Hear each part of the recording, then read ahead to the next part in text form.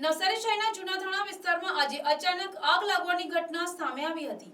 જૂનાથાણા વિસ્તારમાં આવેલી ખમણની દુકાન ઉપર એક કોમ્પ્લેક્સમાં આગ ફાટી નીકળતા આસપાસના વિસ્તારમાં થોડા સમય માટે ગભરાટનો માહોલ સર્જાયો હતો।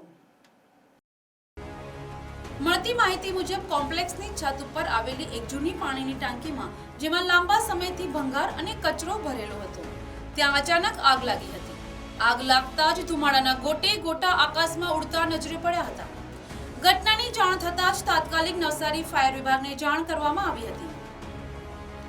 ફાયર ફાઈટરો તુરંત ઘટના સ્થળે પહોંચી પાણીનો મારો ચલાવી આગ પર કાબુ મેળવી લીધો હતો।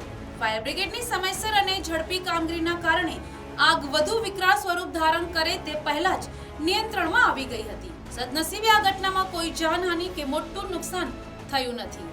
સ્થાનિક લોકો દ્વારા પણ રાહતનો શ્વાસ લેવામાં આવ્યો હતો। Bureau report NTC news Navsari.